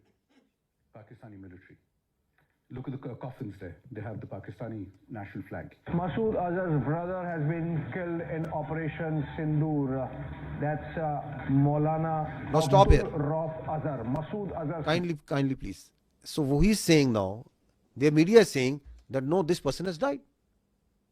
So at the same time, he's dead for them. At the same time, he's alive for them, to whom to believe. So what we did was, we tried to reach out this man, because there was a person who was leading the prayers. Now we'll show you that man. Abdul Rauf Azhar killed in Operation Sindoor. Your own Pakistani military you has said that Masood Azhar's family has been killed. I'm quoting the Pakistani military. No, stop here. No, please stop here. Kindly, please. No, the misinformation that is being spewed from the Indian side is being also picked up by international media, because they push it out so aggressively and so much that a very a journalist of an international media is saying, believing that the brother of the story, because that story has been told, has been given to her by a very top-ranking official. And she's saying that the military officials of Pakistan have said that. Where is that record? At what time ISPR, myself, anybody has said and made any comment about him? Now he is this man. His name is Hafiz Abdur Rauf, who is actually leading the prayers. And listen to him what he's saying. जी एक जनाजा पढ़ाने की मुझे बड़ी ही शदीद तकलीफ है और रंज भी है कि बगैर किसी तस्दीक के, बगैर किसी तहकीक के मेरे बारे में इतनी बड़ी बड़ी बातें और बैनुल-अक़वामी चीज़ें बयान कर दी हिंदुस्तान ने और उनके मीडिया ने, जो बिल्कुल ही मुज़क्का खेज़ है और जिसका हक़ाइक़ से क़तन कोई ताल्लुक़ नहीं है। मेरी ज़िंदगी सबके सामने है। मेरे माँ बाप उस्ताद थे, मैं खुद तालीम दोस्त आदमी हूँ। मैंने पहले कॉलेज में पढ़ा, स्कूल में पढ़ा और बेहतरीन मेरी एजुकेशन रही। So he's saying, I am surprised that I am being talked by the Indian media. So my parents were teachers. He's got 3 daughters, son, and he is born in March 1973. You can see his details, family details and everything over here. So we are actually surprised that even today, then again, they have come out with the same thing. So it is now getting, it's a little flabbergasted that whatever they are telling, why they are telling, and what to believe, what not to believe.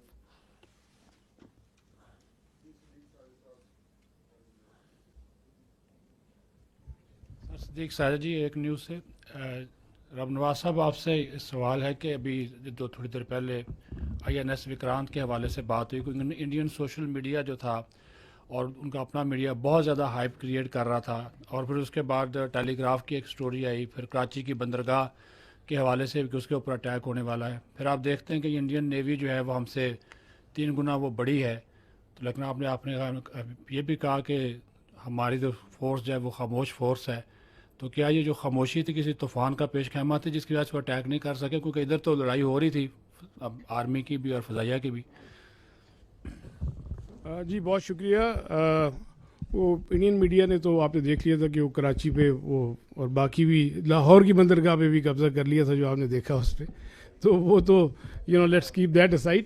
So again میں نے کہا نا کہ یہ بھی جو ٹیلی graph کی بھی جو ساری یہ انفارمیشن آپریشنز ہیں اور جو میں نے آپ کی کیپیبلٹی بتا the end Indian navy also understands کہ اس کی کیا کیپیبلٹی ہے. اور اس کی فار ایگزامپل کراچی سے قریب لے کے آنا 400 میل میں میں نے آپ سے کہا even at that range and if it comes even closer so that makes it extremely vulnerable. They understand it perfectly well. ایک تو جو کوآرڈینیٹڈ تھریٹ ہے naval air arm and Pakistan air force جو جنریٹ کرتی ہے وہ اور ایون جو ہماری سب سرفیس ایلیمنٹس ڈپلائڈ تھے تو وہ دے فلی انڈرسٹوڈ ایٹ آل ٹائمز کہ کیا تھریٹس ہیں. لیکن ظاہر ہے کہ میں نے جیسے کہا کہ جو وار کی پروسیکیوشن ہوتی ہے that's not an isolated service matter that is coordinated at all 3 services level. تو وہ اس میں جو ڈیسیژن میکنگ ہوتی ہے وہ اسی حساب سے ہوتی ہے. اور لائک یہ میں نے کہا نا آئی او ڈومین میں جیسے آپ نے ٹیلی گراف کا ذکر کیا اور پھر وہ ایک تھوڑی سی تشویش سی پہلی تو وہ more of I O domain میں تھا. وہ تو جب اس سے بہت پہلے بھی جو ہے around I think 23 26 of April بھی جب وہ کاروبار سے نکلا تھا تو اسی دن وہ کراچی پہ پہنچ بھی چکا تھا. تو وہ بھی اس دن آپ نے ان کی میڈیا میں دیکھا ہوگا. تو وہ یہ سب اسی آئی او ڈومین میں تھا. اور capability they all understand and while I am not undermining لیکن I am just be factually correct. We understand we have our plan ready. اور مطلب اگر کوئی ایڈونچرزم کی طرف آتا ہے تو we will take them down. Thank you very much. News سے ہوں سر. اس میں جو آپریشن ابھی لانچ کیا گیا تھا اس میں کافی اسلامک ٹرمنالوجیز یوز کی گئیں. بنیان مرسوس جو انڈین میڈیا سے تو پروناؤنس بھی نہیں ہو رہا تھا. اس کے علاوہ فالمغیرات صبحن یہ صبح کے وقت اٹیک کیا گیا جو کہ ایک سنت تھا. تو یہ کس کی کیا حافظ صاحب کا آئیڈیا تھا؟ یہ کس طرح پلان ہوا ہے؟ دیکھیں پاکستان کی جو افواج ہے پاکستان کی جو فوج ہے اس کے اندر جو اسلام ہے it is part not personally of our beliefs of each one of us. It is part of our training. It is part of our faith. Iman, taqwa, jihad fi sabilillah. That's what drives us. That's our motto. And alhamdulillah, we have a chief of army staff who has a strong belief. تو leadership جو سی ہے جو اوپر ہوتی ہے اس کا جو belief ہوتا ہے اس کی جو کمٹمنٹ ہوتی ہے وہ ٹرانسلیٹ ہوتی ہے انٹو ڈفرینٹ طریقوں سے آپریشنس میں بھی. تو یہ جو نام ہے یہ کیا بتاتا ہے؟ یہ بتاتا ہے کہ یہ مومن ہوتے ہیں جو اللہ کی راہ میں لڑنے والے ہوتے ہیں وہ سیسا پلائی ہوئی دیوار کی طرح ہوتے ہیں. دے آر دیٹ اسٹیل وال. اینڈ الحمدللہ اللہ کے فضل سے پاکستان کی افواج جو سی ہیں they acted like a steel wall.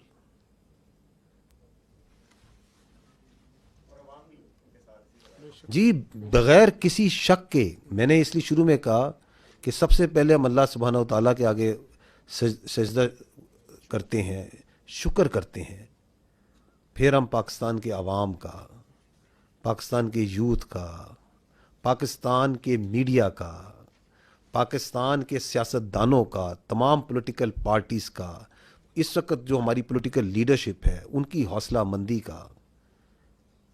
یہ جو آپ نے رسپانس دیکھا ہے, it is the all elements of national power. How quickly they came, how quickly they gel together, and they were all that steel وال.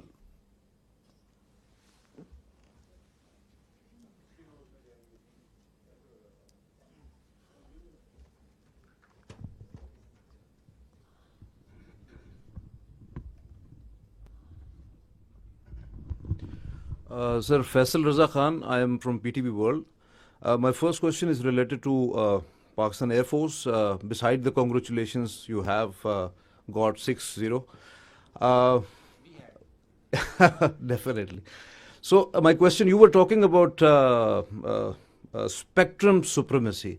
And this question is related to the cyber warfare and the space warfare that Pakistan Air Force successfully, whether it was the jamming or taken over of the satellite, and what was the nature of that satellite, whether that was the military one, because whole of the command and control system of the adversary, they always utilize those satellites for any action.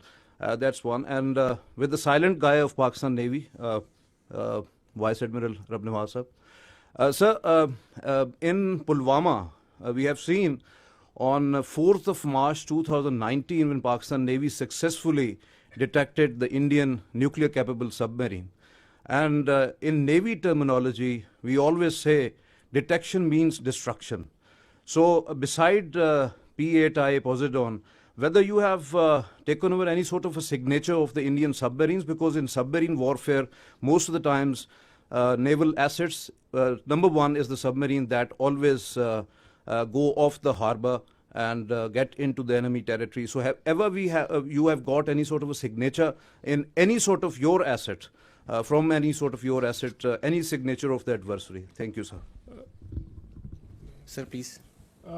Thank you very much. Thank you very much for your question. And you're right that we did make a mention of that detection on 4th of March in 2019 after the Pulwama incident, when we detected one of the submarines south of Pasni at that time. I will, because of the operation security reason, not like to comment on that, but let me tell you this thing, that we had a very effective anti-submarine warfare surveillance during this time. We exactly knew, when the submarines left the harbor and where they were likely to be deployed. And we also had a very effective deterrence operations in play, which I think they were successful in keeping these submarines at bay. So beyond that, I will not like to comment on any further. Thank you very much.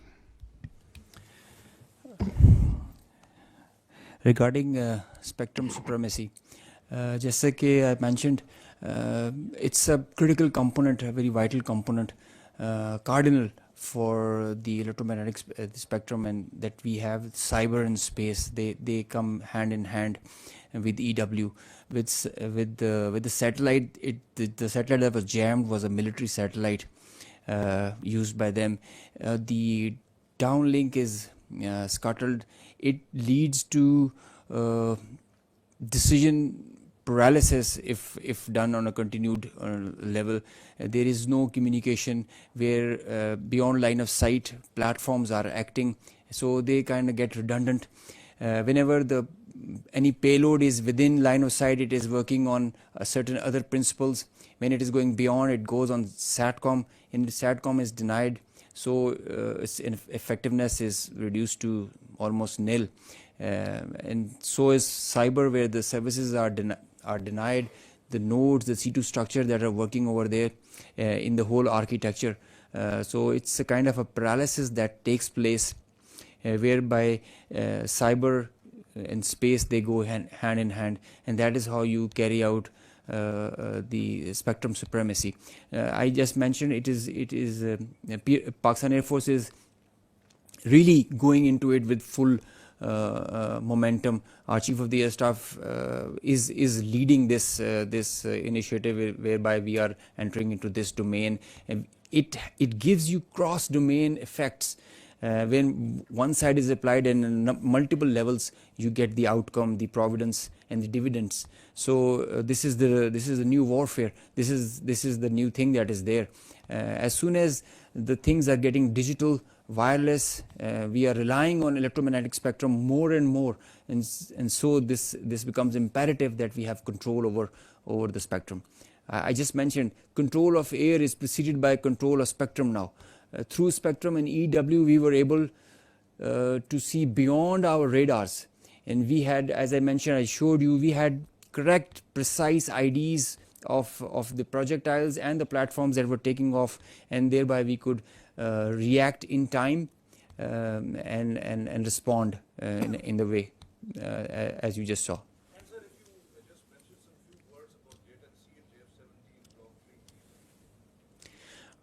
JF17 is a very potent platform. Pakistan is employing them very effectively, as you just saw. JF17 is the pride of Pakistan, and the Block 3 has added potential, enhanced combat potential and effectiveness with the payloads that it carries. All these targets that were engaged were done by JF17, Block 2 and 3. It has the ESA radar. So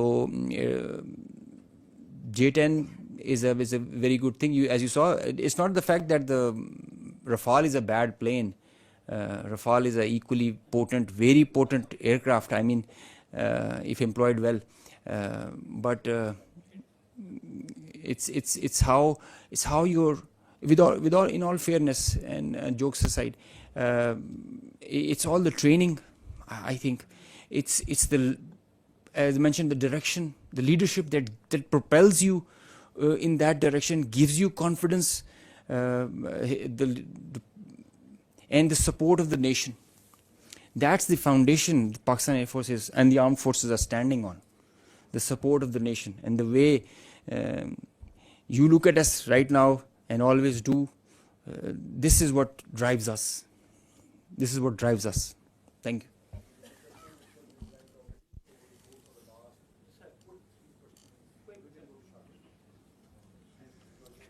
He's asking that the questions should not be quick, the answers should also be quick. Huh? I'm sorry.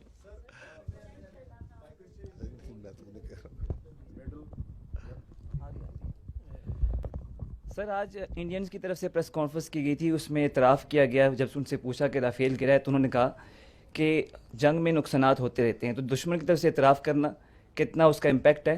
दूसरा सवाल ये है कि sir एक दिन पहले जब नायब सदर से सवाल किया गया कि इंडियन पाकिस्तान कशीदगी चल रही है तो उन्होंने कहा it's none of our business, लेकिन वो क्या हुआ कि एकदम से उनका बिजनेस भी हो गया और उन्होंने मोदी को कॉल भी की, कहा जा रहा है क्योंकि सेंसिटिव इन्फॉर्मेशन उनके साथ लग गई थी।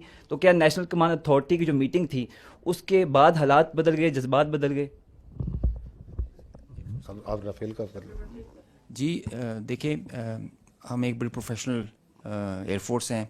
इंडियन एयरफोर्स भी बहुत प्रोफेशनल एयरफोर्स है, एक आर्म है, and we have a kind of unsaid unwritten vow in between that हम एक दूसरे की प्रोफेशन उस पर कोई वो नहीं करते। My job is to defend my country, his job is to defend his and perform his duties.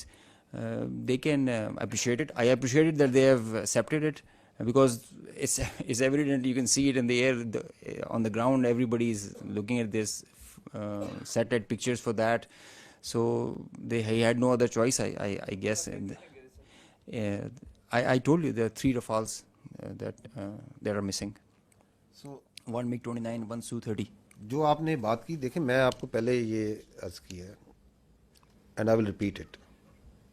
Military conflict or war between 2 rival nuclear states is absurd, inconceivable, and sheer stupidity. So, once the India thinks that it wants to carve out space for war between India and Pakistan, it is not carving out space for war. It is a recipe for mutual annihilation. Therefore, there is no space for war, and the world knows it. And you saw it. In this conflict, Pakistan exercised escalation control. We acted very maturely. We used our conventional forces, we gave up notch-up response, and we didn't even pull any force from our western front. We kept on continuing to give conducting the counter-terrorism operations without any pause. And while doing that, we were the one who were maintaining escalation control. And you saw that manifestation, that on the morning of 10th, who is asking that we don't want to de-escalate, we don't want to escalate, and if Pakistan is willing to de-escalate, then we will also de-escalate. Who is asking that? Publicly. So the escalation control was with Pakistan. We were acting very maturely, and we understand that this is this notion of carving out space, it is madness. And that's why you said, that's why what you referred to, the world community, the international players, they very well understand that. Sir, I'm from Chinese media. My name is Yusuf Khan. So my question is that, sir, there is a news on foreign media and also on social media. Sir, my name is Yusuf Khan. I am from Chinese media, CCTV. Sir, there was a news on foreign media and also on social media that Pakistani Air Force entered the Indian airspace. I just want to know this, sir. Okay, let me answer you before the AVMs gives you the specific. Please, if we have to stay away from what's all coming on media and social media. If we go as per the conduct of this military conflict by the media and social media, then there were 15 attacks that Pakistan made. Karachi is already burned. Quetta is gone. And God knows what all has happened. There's a female pilot also in our captivity. I don't know. So let's try to stick to the facts, and let's not try to stay what the media or social media is saying.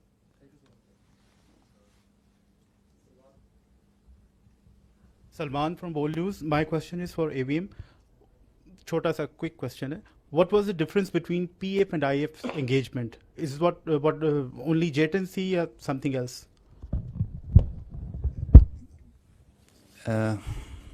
I think I did mention JTNC is a potent platform. So is JF-17, F-16, and Rafale also. It's how you employ them. It's a training. I think it is a training. It is the mindset. It is the mindset of our pilots. The aggressive mindset that we take. Pakistan Air Force, alhamdulillah, is giving training to foreign countries. They are coming and asking in numbers. They want to come and have training with us. We have been invited on international exercises. The kind of level of training we have is remarkable. So I can say with great conviction that the difference was in the mindset, in the leadership, in the whole architecture. Platforms do come in play. They are there. I mean, you cannot just rule out them that they don't mean nothing, but they are one part. But the main driving force is the culture of the organization, the leadership, the mindset it has. Iqbal said, "Kafir hai to karta hai shamsheer pe bharosa, momin hai to beteq bhi ladta hai sipahi."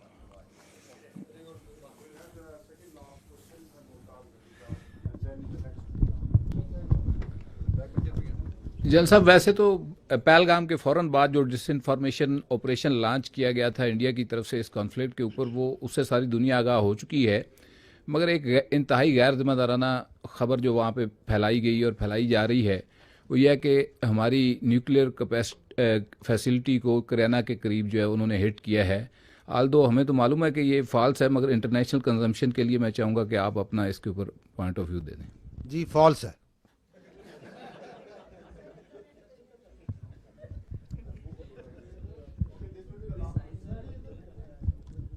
D साहब, thank you. Ghazanfar साहब, आपका तो बहुत शुक्रिया कि मुझे सवाल करने का मौका मिला, और मैं ये भी रिक्वेस्ट करूंगा कि बार बार जिस प्रेस कॉन्फ्रेंस में भी हो मुझे सवाल करने का मौका मिले। और अला नूर वज़ीर हूँ मशरिक पेशावर ग्रुप से। मेरा सवाल ये है कि भारत और पाकिस्तान दोनों एक दूसरे पर दहशतगर्दी के इल्ज़ामात लगा रहे हैं, तहफ़्फ़ुज़ात, तो ये इल्ज़ामात या तहफ़्फ़ुज़ात कैसे दूर किए जा सकते हैं? मिल बैठ कर किरदार अदा करना चाहिए दोनों ममालिक को।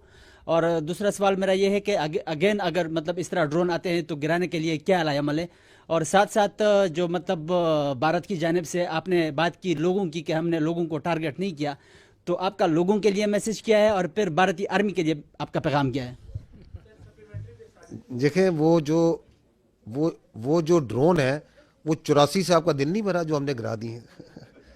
جتنے آئے تھے گرا دیے, ٹھیک ہے, آئیں گے اور گرا دیں گے. تو آپ please there is no issue, remain totally comfortable. Whatever they will send, whatever they can send, with the support of the people of this country, these your armed forces have the capability to take them on. Absolutely no issue. جو آپ نے پہلی بات کیا کی تھی,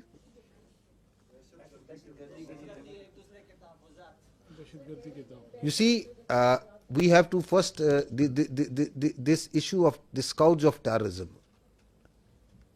Who is facing it? It's Pakistan. Who is sponsoring it? Who is abetting it? It's India. So that's the reality. Do you think that who is they are conducting, they are prosecuting terrorism in Pakistan through multiple proxies? How to deal with it? How to deal with it is to gel the nation to stand together, as we have stood like a steel wall against this threat from India. This steel wall will smash this terrorism also, whatever they may do, whatever proxies they may put. And the state of Pakistan, with the support of its people, is doing it. It requires the whole of the nation approach. I will not go into the details. I have multiple times said that we have these 14 points of the National Action Plan. We have to implement that wholly. So this terrorism is not going to go away by talking with India. We don't look outside. We don't beg anyone that don't do this. Our strategy is not hope.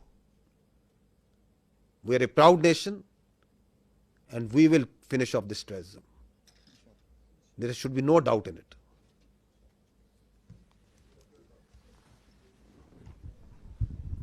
Thank you very much sir. Asghar Ali Mubarak Daily Mail سے ہوں سر.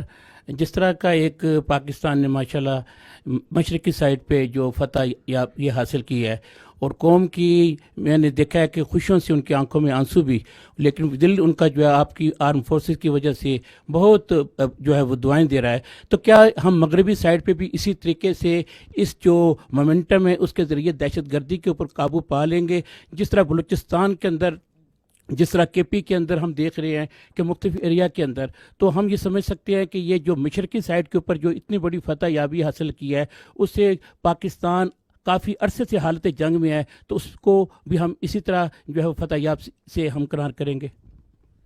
میں یہی عرض کروں گا, اس دہشت گردی کو پہلے تو اول یقین رکھیں کہ ہم اس پہ قابو پائیں گے, قابو پا لیں گے اللہ تعالیٰ کی مدد سے اور نصرت سے. اس کی کچھ وجوہات ہیں. اس کی وجوہات یہ ہے کہ ہم سچ پہ, ہم حق پہ ہیں. ان کی یہ جو آئیڈیالوجی ہے, پرورٹڈ آئیڈیالوجی ہے, یہ اسلام نہیں ہے. اس کا اسلام سے, دین اسلام سے, اس کا انسانیت سے, اس کا پاکستانیت سے کوئی تعلق نہیں ہے. اس کا ہمارے رسم و رواج سے کوئی تعلق نہیں ہے. مظلوم کو مارنا, خود کش دھماکے کرنا, مسجدیں اڑانا, کڈنیپنگ کرنا فار رینسم, بھتہ خوری, سمگلنگ, اس کا کیا تعلق ہے اسلام سے؟ اس کا کیا تعلق ہے انسانیت کے ساتھ؟ تو we are on the right, the nation is on the right. You have a battle hardened army. what we just need is that we stand together the way we have stood together. And this nation, for its survival, for its prosperity, is standing together. آپ کو نظر آ رہی ہے یہ قوم متحد, اکٹھی, ایک عزم, ایک چمک, ہمیں نظر آ رہا ہے, آپ کو نظر آ رہا ہے. اعتماد, باوجود تمام کوششوں کے کہ دراڑ ڈالی جائے اس ملک کے اداروں میں, اس ملک کی افواج میں اور عوام میں, کس طرح متحد ہوئی ہے قوم؟ کیونکہ ہمیں پتہ ہے کہ ریاست ماں ہوتی ہے. اس ماں, اس ریاست کی چھت تلے ہم سب نے پلنا بڑھنا ہے.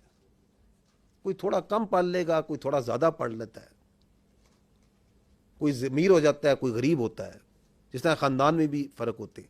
But doesn't make us that we start fighting with each other. تو our unity, our resolve has been strengthened and will continue to be strengthened. And we will take on this terrorism. اور ہمیں یہ بھی پتہ ہونا چاہیے کہ یہ بھی اسی دشمن جس نے ابھی کنونشنلی ہم پہ اٹیک کیا یہ بھی اسی کی لگائی ہوئی آگ ہے, یہ بھی اسی کی مکاری ہے. تو کیا ہم اس کو اگر وہاں مات دے سکتے ہیں تو اس کی اس مکاری کو مات نہیں دے سکتے؟ بالکل دے سکتے ہیں, اور دے کے دیں گے انشاءاللہ تعالی.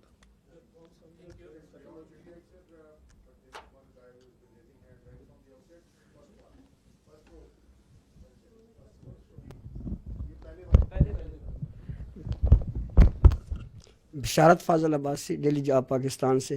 میرا اورنگزیب صاحب سے سوال ہے کہ ہمارے منسٹر نے بھی کہا تھا کہ جو ہمارے طیارے تھے وہ انڈیا کے طیارے جو کافی تھے ان کو ہم گرا سکتے تھے, تو کیا یہ بات صحیح ہے؟ ہمیں کیوں نہیں گرائے؟ اگر ہم گرا سکتے تھے تو ہم نے کیوں نہیں گرائے؟ جی سر. دیکھیے, آئی ڈڈ mention escalation management and how you envisage and you plan the whole conflict. It is not reactive, it's proactive hota. So it is not also trigger happy also. So the principles give you direction and accordingly aap usko enact karte in the whole architecture. It's not firing at will. There is a prudent thought and a strategy behind it. Yes, we could have fired more. Yes, we could have had PAI along with Navy. But there is a greater design behind it. اور ہم ایک بڑی constraints کا مظاہرہ کرتے ہیں because there از اس میں ایک سینٹی پریویل کرنی چاہیے. At least one side should practice it.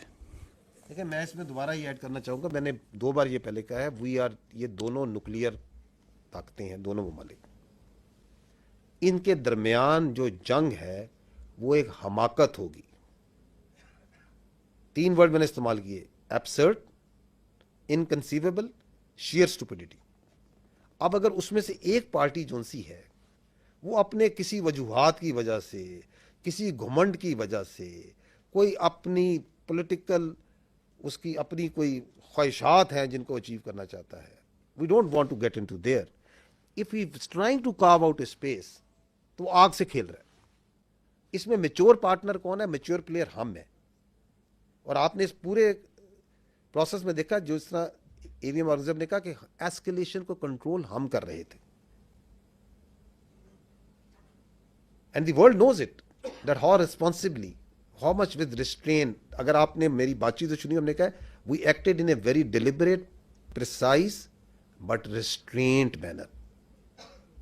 اپنی جو ہماری کلچر ہے, جو ہماری ٹریننگ ہے, جو ہمارے ایتھوز ہیں, اس کے مطابق سولینس کو ٹارگٹ نہیں کرنا, مساجد کو ٹارگٹ نہیں کرنا, پلیسز آف ورشپ کو ٹارگٹ نہیں کرنا.